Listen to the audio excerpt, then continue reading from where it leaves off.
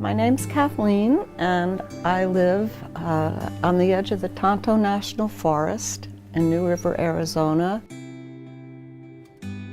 I've been horseback riding for about 30 years. I love to horseback ride and camp.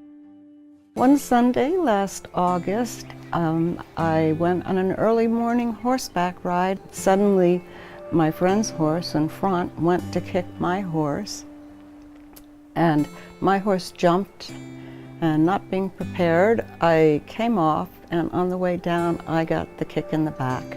I was in extreme great pain, and my friends called for the fire department to come, and they did, and they took me to John C. Lincoln Hospital, where I was admitted into their trauma unit, and after examination, it was discovered that I had 5 broken ribs. I could feel them grating against each other and even hear them, and every breath I took was absolutely excruciatingly painful. The whole trauma team came into my room. They could hardly all fit in there.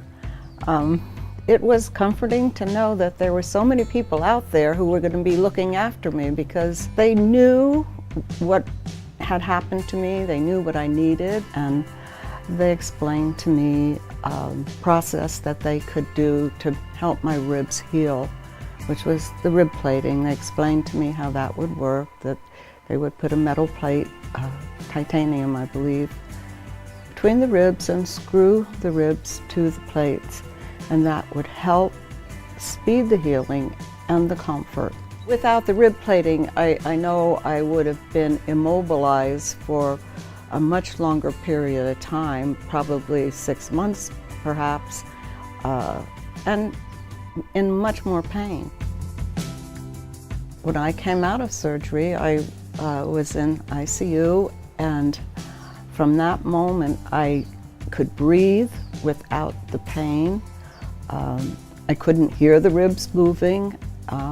After 2 weeks in the hospital, I came home and just was bedridden for perhaps not even a week.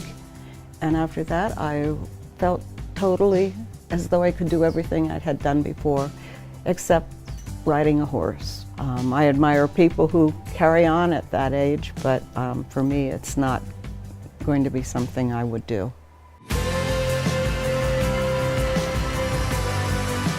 Life is very good for me. I feel blessed. Well, I walk every day, probably a good 2 to 3 miles a day with my dog. I still camp. I'm active in volunteer activities. I am very, very thankful and grateful for all that they did for me, and to bring my life back where it is today. I have to say, when Dr. Mangren came into my room the first time to talk to me about the surgery, I thought that she was the angel of mercy.